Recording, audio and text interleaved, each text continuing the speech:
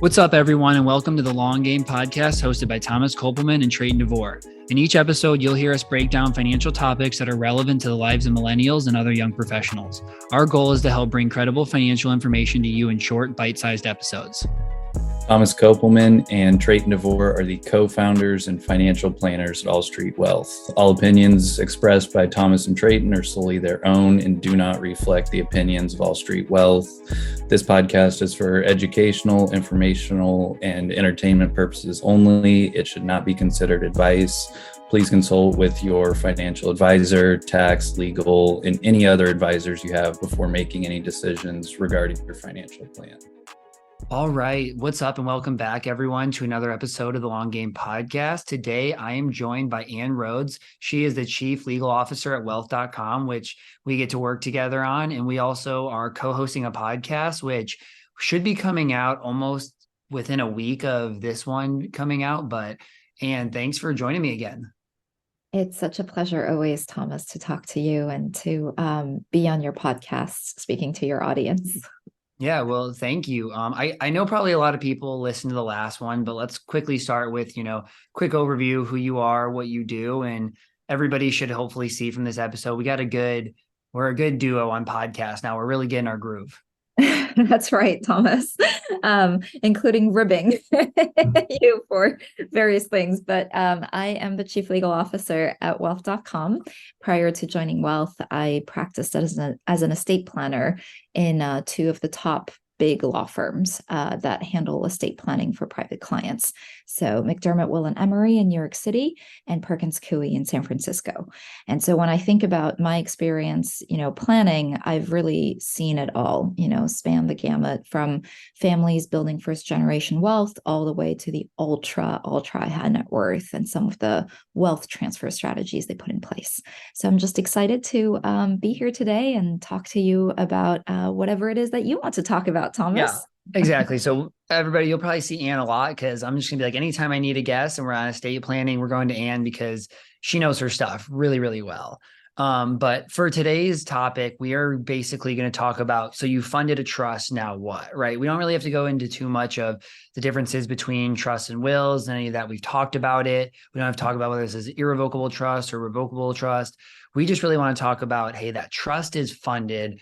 Now, what do we do? And I think maybe even before you really get into that, maybe you can help educate people on the problem that exists around this issue of trust created, and then people just don't know what to do. Right, exactly. And so one of the things that's kind of misunderstood, I think, about trust, because we're so used to thinking about it as like a will substitute, right? That like, oh, do you need a will versus a trust? And like, what are the reasons you'd go for one versus the other? Is that trusts live lives, like legal lives, as soon as they are created. And the creation varies a little bit by state, but generally speaking, it's the person who's signing the trust has an intent to form that trust, and that's shown through the signature. And that some states require the trust to have something in it, right? So if you've ever seen a trust that was funded by like $10 or $20, you're like, what's the point of that? It's actually just to prove to like everybody that like, yes, I meant to create something and already put something in it. So I'll give it a token cash gift. And so anyways, that's really all it takes to create the trust. And then it's like, but during the life of your client, the life of the, we call it a trustor at Wealth, but it can be called a settlor or grantor. Those are all kind of the same term, but like the life of your client, they can hold things, these trusts, right? You don't have to wait until your client has passed away before like magically this thing like kicks in. And so what are some of the reasons you'd want to start funding the trust? And funding means putting more than just the $10 or $20 in it, right? Like actually put assets into it. The first thing to know is that there are some states where you should fund or you should transfer as much of the assets as possible into your trust to bypass the probate system. Probate is this court system. I mean, we talk about it a lot on our podcast, but it's overseen by a judge, right? And this whole court system. And if you pass away either without any estate planning or with a will, that will go through that court system for that client's state. And some states, honestly, like the state where I practice in California, it's just like not a great, a smooth process. And so you don't want to go through it if you can avoid it. And so funding the trust, putting as much as legally possible into that trust is super important for a state like that. And then there's a secondary consideration or big one, which is you want to think about if there are continuity issues with certain sensitive assets. And here I'm talking about the business owners. So if your client owns a business that they're operating day to day, it's really important that somebody has the ability to vote the stock.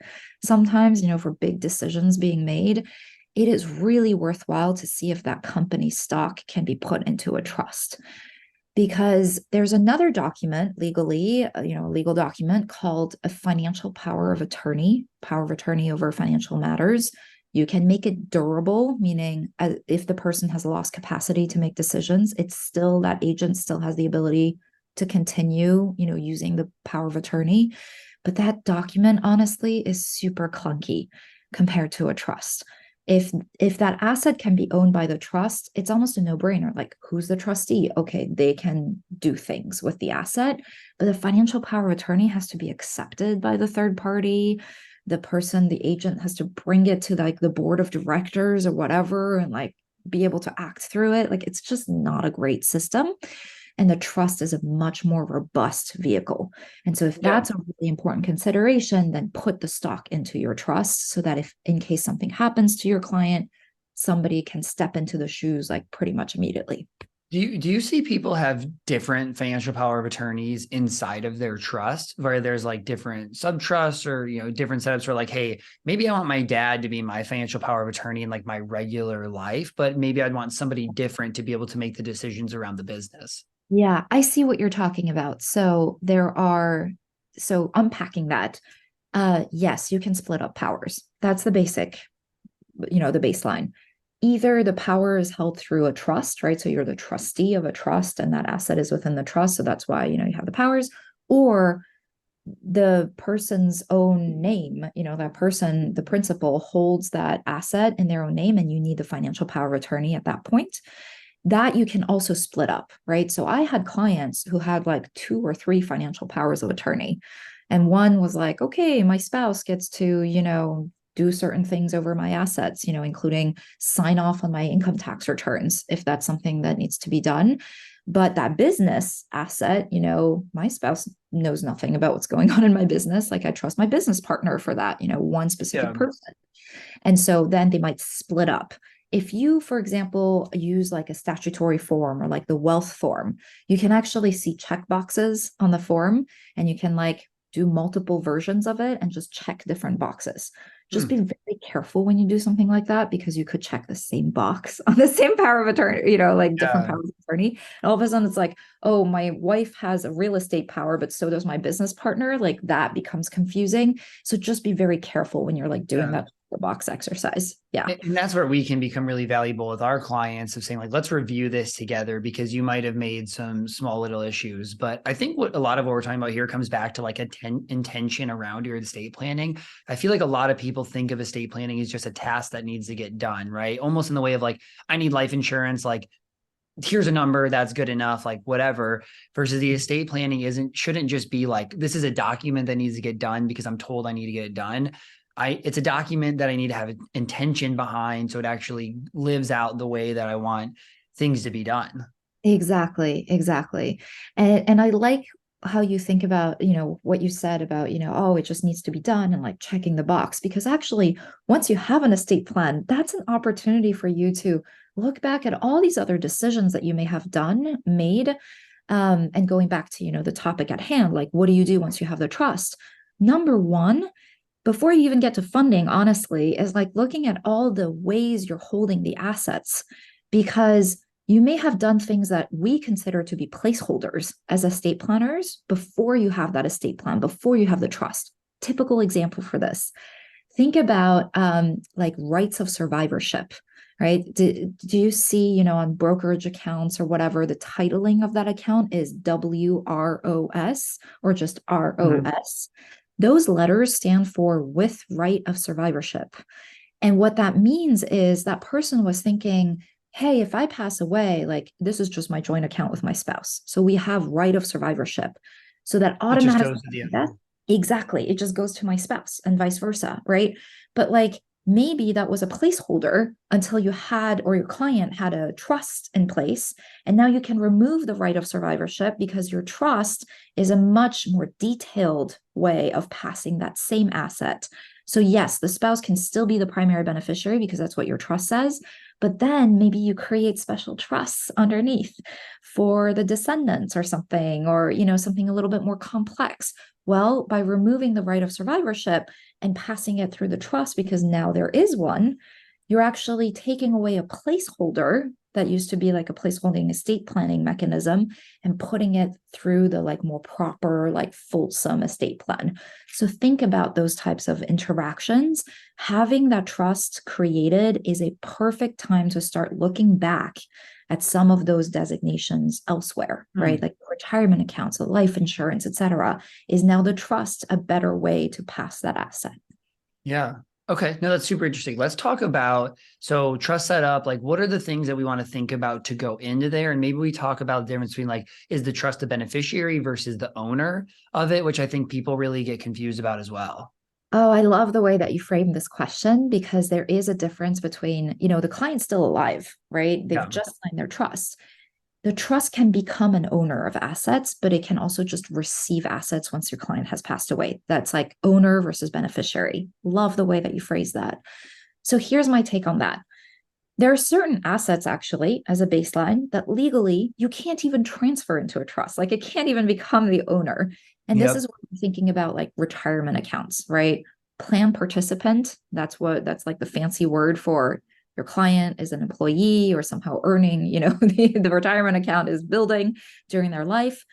That retirement account can't even be transferred into a trust. So don't even try.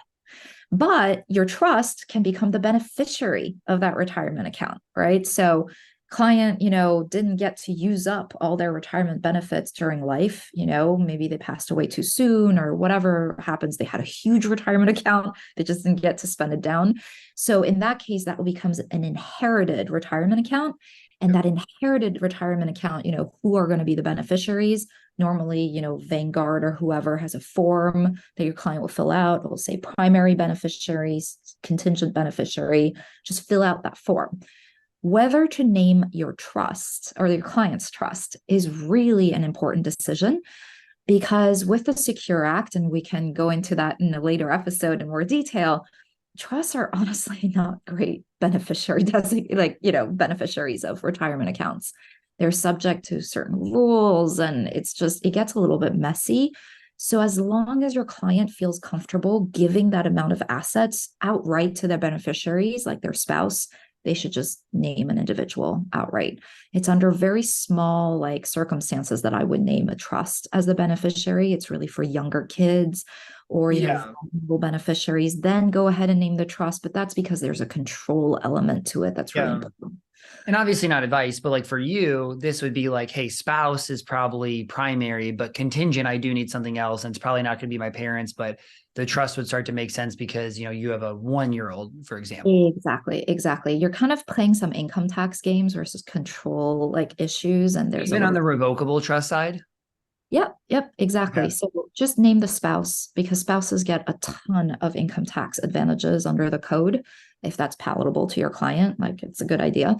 But anyway, so retirement accounts, that's a perfect example of like can't even be owned by the trust during life, but just, consider the beneficiary designation if it makes sense. Perfect. Then there are just like all these other assets that could go into a trust, right? So like brokerage account, cash account, whatever, checking account.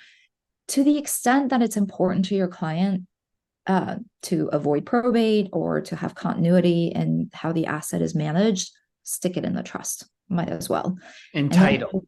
and titling. I was just going to go to the same thing. You stole the words out of my mouth. Thomas, this is why we get along so well. Yes. And then it's your job as a financial advisor to help your client with the titling because it's annoying to title. Like it's just something that's learned, right? It's like magic words almost. But hopefully, the person who prepared the trust will tell you how to title it. There should be some sort of like guide for that, right? And so ask the lawyer, or ask, at wealth.com, we produce a certification of trust as well as a trust owner's manual that tells you exactly how to title. So look for that, guide, basically. Yeah. Generally speaking, it's, whoever's a trustee, usually your client. So let's say, for example, Thomas, you're the person with a trust. Okay. It would say Thomas Kopelman as trustee of the name of the trust. So let's say you called it like the Sunset Trust for fun. Okay. So Thomas Kopelman as trustee of the Sunset Trust. You can add the date to be fancy, but it's probably not even necessary. So And that's going to be the title of the bank account. Exactly. Yep. Yeah. And then, Thomas, it used to be your account in your name. Now it's in the name of your revocable trust. You can withdraw cash as you normally would, use it to, do whatever, live your life. But and you could always take it out, right? Like, I mean, it's in that trust section, like we're staying in this revocable side, like you can still move it out. So like people who get worried about, but I also think for me as a financial advisor, this is why like estate planning is part of like, the onboarding process and making sure it gets done. But doing all of that might be like in year 2 of the planning, because, you have so many action item things to do. It's like every bank account change and, brokerage account change, like all of those changes are a lot of little steps that you almost want a whole dedicated period of time to just working on that. But here's the practice tip for you today, which is this is the beauty of estate planning as a continuous touch point with your clients. It is like the gift to your client, but to yourself that keeps on giving, because there's such a long to-do list. And like nobody wants to do these things, it's kind of boring to push paperwork around, but you bring real value to your client by helping them get it done. And so, yes, even if you did like 2 accounts a year, that's something that you're helping your client, check off the list. Good point. And I will tell you, maybe we can talk a little bit about like what it would be like to stick a checking account, what the bank will ask you for, and where the financial advisor, you, can step in and help. I will tell you, usually, banks should be asking, hey, you want to stick your Chase account into, your revocable trust client? Well, prove to me that this trust exists. Right. And so that goes back to something that I talked about earlier, which is called the certification of trust. Like, what the heck is that? Because sometimes you guys may have seen like, this like 2 or 3 page document and not the full trust, which is more like probably 15, 20, 30 pages. Yep. And so what the heck is this like little 2-page document called a certification of trust? It's basically, it acts as a cover page for a bank to know that the trust exists, the basic information, whose social security number goes on the account, like anything that basically the bank needs to open up that account. And the certification of trust is enabled in most of the states. I think New York is like one of the few last holdouts or something like that. But the certification of trust is usually produced by the lawyer or, wealth.com or whoever's putting together the document. But the banks sometimes like their own forms. So you're not guaranteed to like just be able to waive the certification you already have. Sometimes a bank might be annoying and ask you to go and notarize a new one. But you should be able to transpose the information from the certification of trust you do have and just copy and paste it into the bank's form. So that's a little bit of a process, right? That's homework for somebody to do. And that, as a financial advisor, you can speed up that process for your client to help them get through that process. Yeah. Okay. No, good info. So on this type of account though, we talked about whether it wants to be for like, retirement accounts is going to be a beneficiary and probably contingent for most people. But on this, the big reason you probably want it to be titled in it versus the beneficiary, right, is because otherwise that is going to go through probate if it's not. Yeah, no, exactly. And actually a little known fact, because this became an issue, earlier in March with like Silicon Valley Bank and like First Republic and that, like, the stressors on the banking system, is that under the FDIC rules for, the insurance amounts, if you actually have a Rev Trust, every single potential beneficiary of the Rev Trust counts as a person towards that limit. So you actually multiply the insurance. Oh, wow. That you get, right? So if normally it would just be you, Thomas, owning this account, and you get up to, what is it, like 250? 250. Yeah. Right. But your spouse, I know you're not married yet. You'll But be fine. still, a spouse, kids, etc. Exactly. All of those people multiply that 250. So it's just something That's actually interesting. that's actually something I didn't know. Good information. Okay, let's go through a couple other. So we talked about retirement accounts, we talked about cash accounts, brokerage, pretty similar to cash accounts. So then we still have property or a house. Like, I mean, I guess that and life insurance are our last two, I think, to go through of, how do you manage it once you have that trust? Yeah, exactly. So here's what I would say about real estate. Real estate, if you think sticking checking accounts into a trust is homework, real estate is even more so. And the reason for that is because you have to prepare a deed to transfer, that property into the name of the trust. And that should be recorded, right? And through the normal system as though, somebody had purchased that. And you want that to be traceable in the titling of the real property. And with that, honestly, I think you should just work with a lawyer. There are some, younger companies that are doing deeding work as well. And so there are options out there, but every single county honestly has its own like ways of doing things. My favorite example is New York again. I hate to beat up on New York all the time, but honestly, like they have tax forms that are just like so different county from county that you just want to work with somebody who's going to do that work Yeah. properly. Which is So good. That's good to know because, my clients, some of them use wealth, obviously some we go to estate plan attorneys, and I've talked to other advisors who are like, well, hey, we use a different solution where they like did the deed transfers for you and they're like templated, which I think is an easy way for maybe you talk about like why templated deed transfers are not the solution. right. And I think it's because so many different states and counties have differences in them. And so, it's a good starting basis probably to like template it and then like, quick claim deeds and things like that. They sound very easy, but there are also tax forms like real property tax transfer forms that often accompany those things. And those will be different, government, like locality by locality. And so, yeah, I would be careful with that. Well, what But happens? What happens if you have like a bad one? Like if it was like, oh, this is just some basic templated deed transfer, and that's not actually the right solution. yeah, that's a really great question. So that becomes an issue when that property it goes up for sale, right? Because you've heard of title insurance. I mean, it exists for a reason, which is if you have bad title as a seller, you should not be able to sell that property. Or if you do, there could be all sorts of issues with like, lawsuits and people who don't think you actually properly own that thing. And Hmm. so as the buyer, that also like, you get title insurance for a reason. Like you want to make sure that you're getting something, fully in your own hands without any of those issues. Yeah. So that's just, one of the risks. So I'd just be careful. Yeah. And then I will say though, if your client owns real estate in their own name right now, that's situated in other than their own home state, even though the homework is so painful, do it for real estate because that executor or the trustee, if that client passes away, that executor is going to have to open up probate, not only in your client's home state, but in every single state where they own that, other Yeah. property, real estate. So it's just like so annoying and so expensive Yeah. for the executor. Makes sense. So again, that one's titled. So then now we have life insurance. Life insurance. Okay.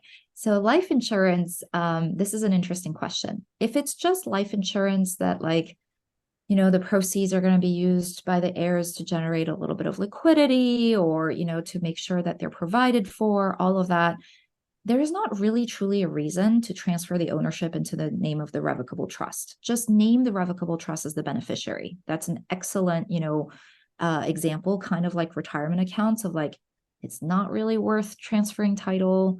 Just name the name, as a beneficiary. It's good. And again, it's probably contingent for most people too. Exactly. Yes. But you may have heard of something called an irrevocable life insurance trust. If your client is getting into like taxable issues, taxable estate issues, it Yep. actually may be worth creating an irrevocable trust. So this is not their like normal, will substitute rev trust.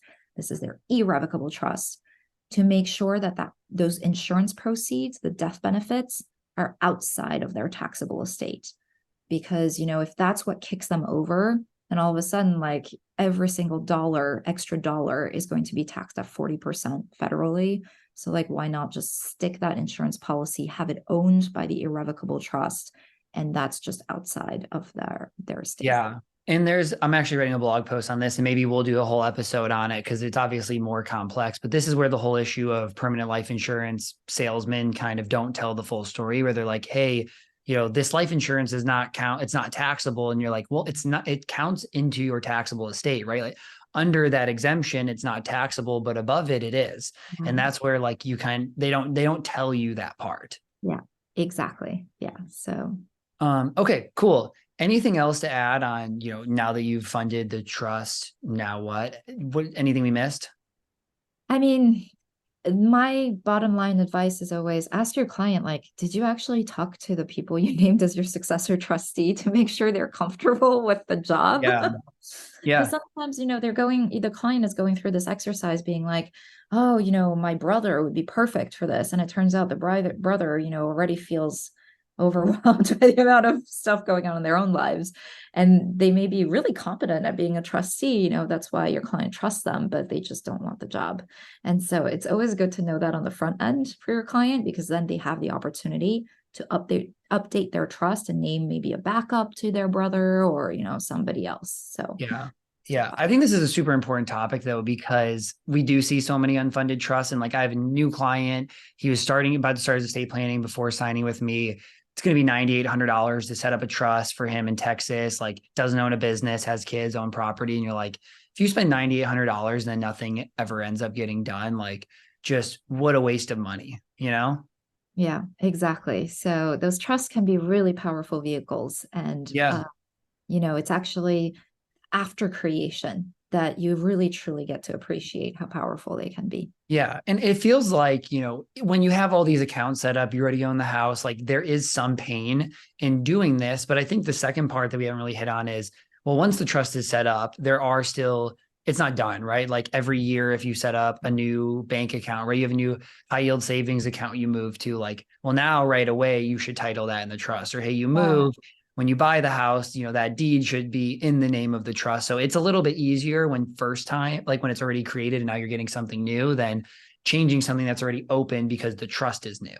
Absolutely. So, as painful as it is to do deeds, to transfer something of real estate property, like from your client's name into the name of the trust, think about the fact that if it's a new property, you don't want it to be purchased in the name of your client and then transferred into the name of the trust. That's a two-step process, two deeds.